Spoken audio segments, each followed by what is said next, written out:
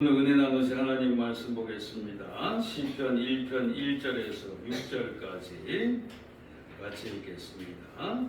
복 있는 사람은 악인들의 길을 따르지 아니하며 죄인들의 길에 서지 아니하며 오만한 자들의 자리에 앉지 아니하고 오직 여호와의 율법을 즐거워하여 그의 율법을 주야로 묵상하는도다. 그는 시냇가에 심은 나무가 철을 따라 열매를 맺으며 그 잎사귀가 마르지 아니함 같으니 그가 하는 모든 일이 다 형통하리로다. 악인들은 그렇지 아니하며 오직 바람이 나는 겨와 같도다. 그러므로 악인들은 심판을 견디지 못하며 죄인들이 의인들의 모임에 들지 못하리로다. 무릇 의인들의 길은 여호와께서 인정하시나 악인들의 길은 망하리로다. 아멘.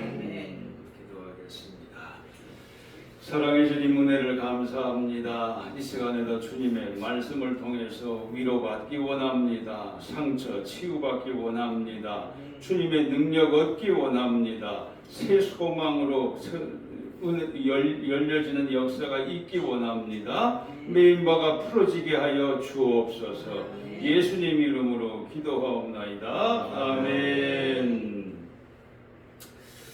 네, 오늘 말씀의 제목은요, 성령과 말씀과 휴가입니다. 휴가. 네, 이 세 가지가 관련이 없을 것 같지만 분명한 연관성이 있어요. 우리가 성령을 받으면 뭐가 좋은가? 성령을 받으면요, 성령의 9가지 열매를 늘 공급받을 수 있어서 좋은 겁니다. 그래서 성령이라고 하는 것은 일회용으로 체험하는 것으로 끝나서는 안 됩니다. 그게 또 전부라고 여겨서도 안 돼요. 어린 자녀가 부모님과 대할 때 부모님이 자녀의 모든 걸 알고 있어도 그렇다고 해서 모든 것을 말씀하시진 않아요. 또 어린 자녀가 부모님과 늘 같이 살아도요, 부모님의 모든 것을 잘 모릅니다.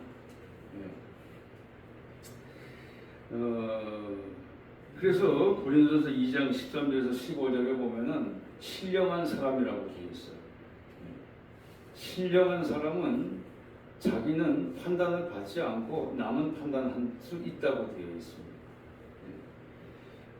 판단받지 않고 신령한 남을 판단할 수 있는 분별력을 가질 수 있다고 하는 거죠. 간단히 말하면 영적인 고수가 된다는 뜻이에요. 그런데 판단을 받지 않고 싶으면 어떻게 해야 되느냐? 자기가 세속적이지 않아야 됩니다. 거룩할수록 판단을 안 받습니다. 남한테 뒷말 듣기 싫으면 내가 거룩하면 됩니다. 그러면 다스려집니다. 뒷말 듣고 견디지 못하고 세속적으로 대응하면 같은 사람이 되어버립니다. 그래서 참된 그리스도인은요, 세상적인 사람들의 말에 괴로워할 필요가 없습니다. 하나님 앞에 내 자신을 깨끗이 하면 다 다스려 주시기 때문에 그렇습니다. 야곱이 세겜 땅에서 불미스러운 일로 그 땅을 나올 때도 뭐라고 되어 있냐면, 세겜 족속들이 복수를 할 수도 있는데, 주변의 가나안 족속들이 복수를 할 수도 있는데, 그렇게 하지 못한 이유는 뭐냐면 하나님께서 그 가나안 족속들을 두렵게 하셨기 때문에 야곱 족속이 그 지역을 통과하는데 보복을 당하지 않았습니다. 왜?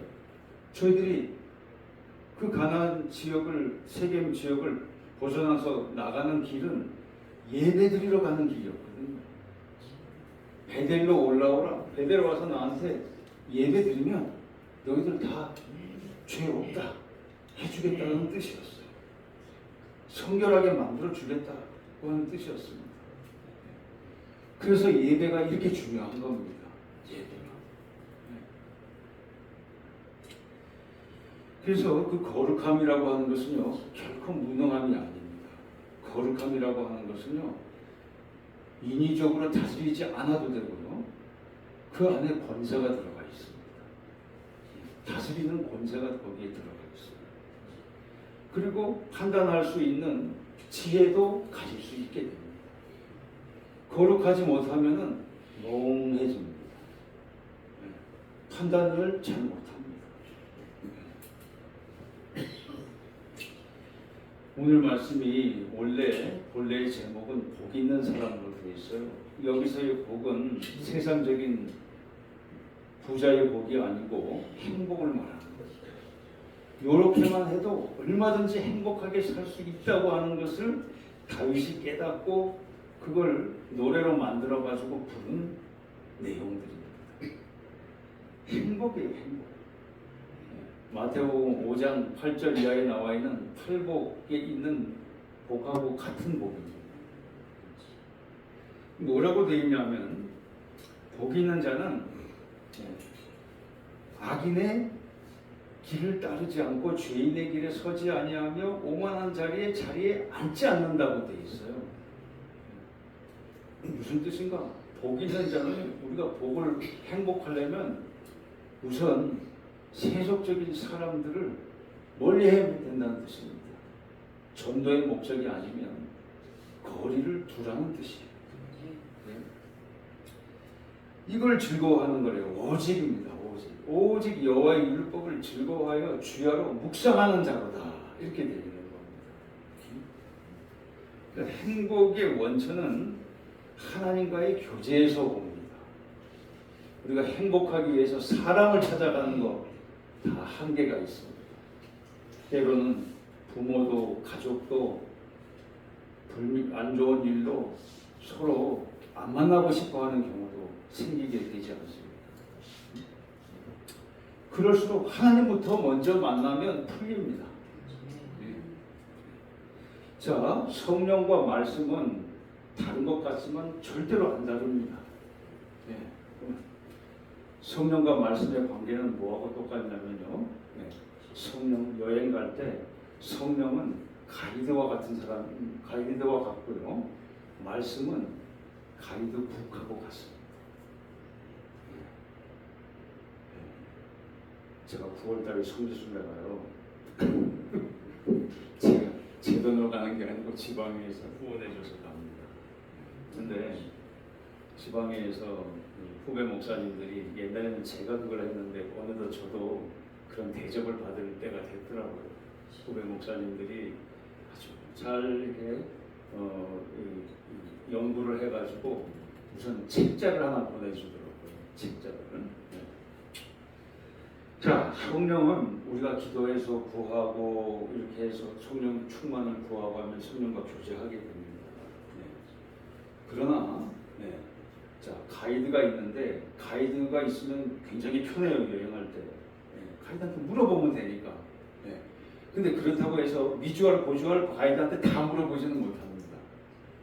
상세한 건 내가 어느 정도 책을 통해서 읽고 가야 되는 거예요. 읽고 가고 꼭 필요한 것만 가이드한테 물어보는 거죠. 그게 성령과 말씀의 관계입니다. 그래서 우리가 평소에는 가이드북을 잘 읽어야 돼요. 잘 읽어야 모든 것 묻지 않고도 꼭 필요한 것만 성령께 여쭤볼 수 있습니다. 그러면 효과적인 교제의 은혜를 나눌 수가 있습니다. 여행 갈 때 가이드한테 너무 꼬치꼬치 묻잖아요. 가이드가 처음엔 친절하게 얘기해줘도 나중엔 짜증내요. 그렇게 되더라고요. 성령께서 뭐 이렇게 짜증내시진 않겠지만 사람처럼.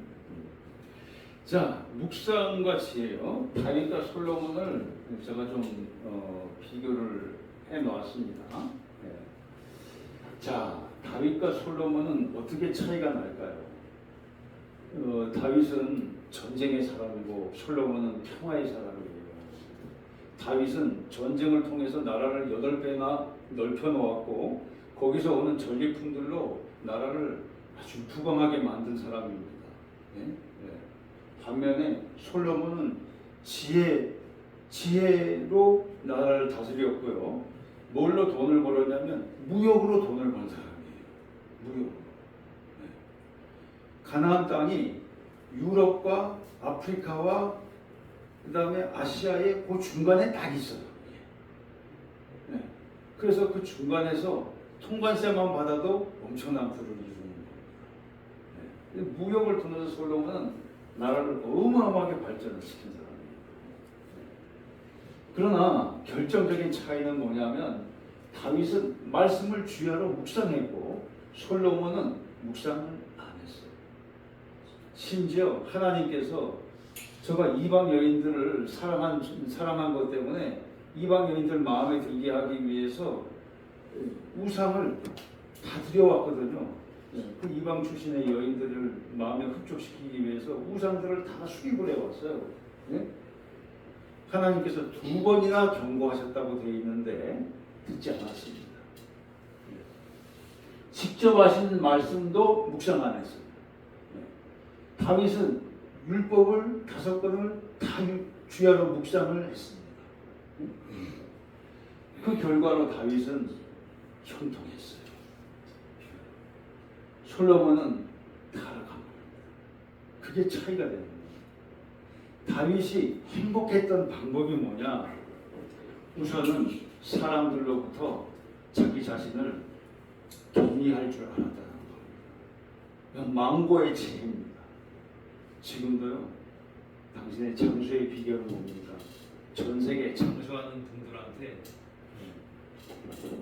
일정한 인원수를 뽑아가지고 설문조사를 해봤어요. 장수의 제일 첫 번째 비결은 뭔지 아십니까? 화 안 내거나 누가 얘기해도 한 귀로 듣고 한 귀로 그런 거 없어요. 소식이나 그것도 다 후순입니다. 어떤 분들은 대식해도 장수한 사람들이 있더라고. 배가 이렇게 나와도 100세 넘겨요. 배가 이렇게 나와도 관계없더라고 그거. 응? 네. 또 독특한 취미 갖고 있는 기호식품. 응? 네. 그런 것도 별 차이가 없더라고요. 그러니까. 응? 제가 우리 교회 왔을 때 우리 정은명 목사님이 75이셨는데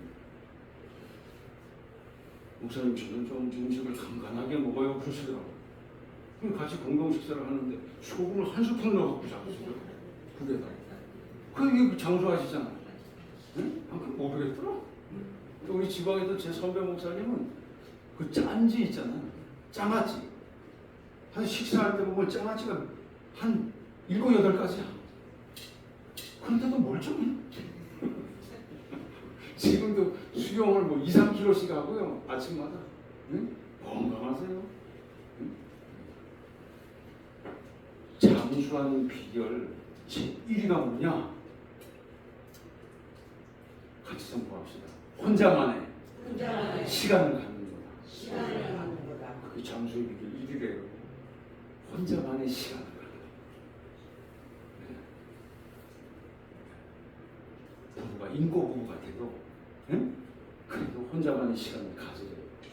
저도 옛날에 인고 키워봤어요. 인고새는 다 금술이 좋은 줄만 알지만 안 그래요. 한날은 보니까 싸우더라고. 인고끼리 싸우더라고. 응? 근데 그걸 연립주택 베란다에 놔뒀거든요. 한날 막 새소리가 들려서 보니까 한 마리가 죽었어. 알고 보니까 쥐가 새를 긁어가지고 한 마리가 죽은 거야. 그랬더니 암만 모이를 갖다 줘도 인고가 안 먹어요. 그냥 굶어 죽더라고. 그것도 절개도 대단하더라고. 응? 그렇더라고요. 싸울 땐 싸우더라고. 또 애도할 때는 애도하는. 역시 인고새는 인고새다. 근데 참 이게 어떻게 이게 맞는 건지 말이에요. 다윗이 행복했던 방법은 뭐냐면 사람으로부터 행복을 먼저 찾지 않는 거예요. 하나님의 말씀에서부터 행복을 먼저 찾는 거예요. 그게 다윗이 행복했던 방법이에요. 다윗은 전쟁의 사람입니다. 전쟁의 사람은 늘 두려움 속에서 살아요. 언제 자기가 사람을 죽여봤기 때문에 자기도 어떻게 죽을지 모른다는 두려움 속에서 사는 거거든요. 혼자만의 시간을 가졌는데 그 시간은 하나님과 하나님의 말씀을 묵상하면서 하나님의 생각을 깨닫는 시간이에요. 그걸 다윗은 뭐라고 비유를 했냐면 자기가 시냇가에 심은 나무와 같다는 거예요. 그래서 시냇가에 심은 나무는 물이 마를 일이 없잖아요. 철을 따라 열매를 맺고 그 잎이 마르지 않는 것 같다.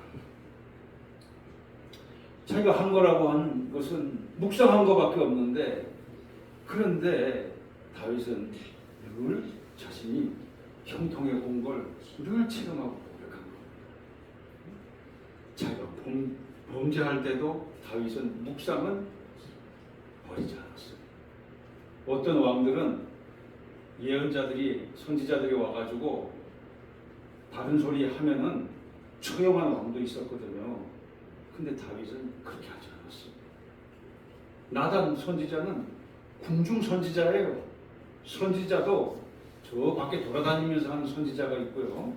궁중 안에서 왕의 월급 받으면서 선지자 역할하는 선지자가 있는데 그 대표적인 사람이 나단 선지자입니다. 월급을 다윗이 주는데 이 사장이고 회장인데 사원이 다른 소리를 해? 그거는 목숨 걸고 한 겁니다. 그러니까 나단 선지자가 그걸 직접 얘기를 하는 게 아니고 기도를 얼마나 많이 했겠습니까? 자기가 살기 위해서 기도를 많이 해가지고 그걸 비유로 만들어서 스스로 답하도록 이렇게. 그건 보통 기도를 많이 한 게 아닙니다. 그게. 또 그렇게 얘기하니까 다윗이 그대로 안에 딱 들어와.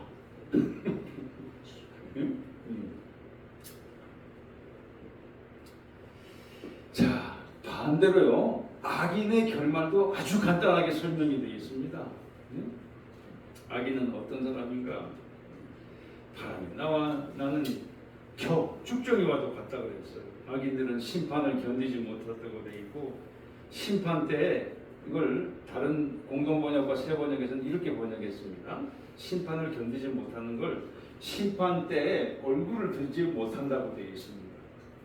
성도님께서 요즘에 방송을 통해서 재판정을 볼 때가 많이 계실 거예요. 근데 실제로 그렇습니다. 얼굴을 들지 못하거나 몸을 못 가는 경우를 보시게 될 겁니다. 실감이 안 나서 그래요. 죄인들은 의인의 모임에 들지 못한다고 그랬어요. 의인의 모임이 뭐냐? 이곳입니다. 예배드리는 곳입니다. 악인의 길을 포기하는 곳이에요. 여기서는 악인의 꾀를 쫓을 수가 없습니다. 하나님 앞에서. 하나님 앞에서 오만함을 보일 수가 없어요. 겸손해야만 됩니다.